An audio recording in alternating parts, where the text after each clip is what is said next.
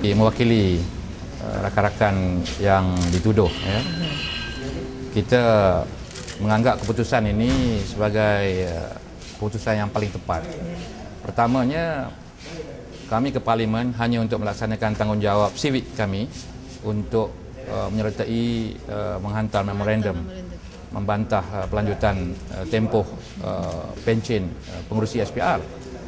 Jadi kita bukan nak pergi berimpun, memang kita nak ke Parlimen, tujuannya khusus. Jadi apa yang berlaku ialah harassment daripada pihak polis dan menyebabkan kesusahan. Disebut tadi 200 orang, ya, untuk menghalang kami selama 10 orang untuk melaksanakan tanggungjawab sivil kami. Jadi sebenarnya apa yang telah berlaku menyusahkan kita, telah meletakkan kita dalam lock up untuk beberapa waktu, menimbulkan keresahan di kalangan kaum keluarga dan kenegari, dan akhirnya perbicaraan melibatkan kos yang tinggi, kos wang rakyat, yang menyebabkan masa kita yang penting ini terbuang begitu, ya. Jadi kita menganggap ini sebagai satu kemenangan dan berharap bahawa pada masa akan datang harassment sebegini tidak dilakukan lagi oleh pihak berkuasa polis. Dan kami pihak orang kena tuduh mengucapkan ribuan terima kasih setinggi-tingginya kepada pihak barisan peguam kami yang telah melaksanakan tanggungjawab yang cukup baik dengan hujah-hujah yang sampaikan tidak dapat ditolak oleh mahkamah. Dan atas usaha ini kami berbesar hati, ya, kerana khidmat yang telah diberikan kepada OKT.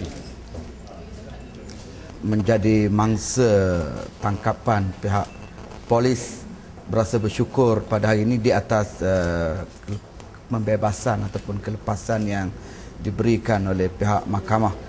Yang pertama, jelas menunjukkan bahawa kami tidak melakukan sebarang kesalahan yang menyanggahi ataupun menyalahi undang-undang, kerana sememangnya bila pun tindakan yang kita lakukan, kita akan mengikut proses undang-undang dan kita mengambil kira soal peraturan yang telah ditetapkan.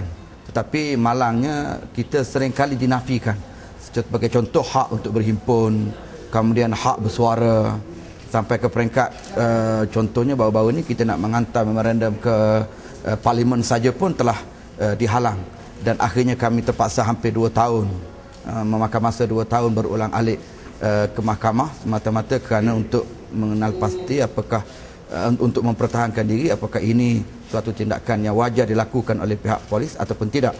Jadi alhamdulillah hari ini satu keputusan yang kami wajar melahirkan rasa kesyukuran ini, dan ini jelas sebagai bukti kepada umum bahawa rakyat sampai bila-bila pun ada hak untuk menyatakan suara mereka, untuk berhimpun secara aman bagi memberikan pendapat, termasuklah membantah penyelewengan dan penyalahgunaan kuasa jika berlaku yang dilakukan oleh pihak pemerintah.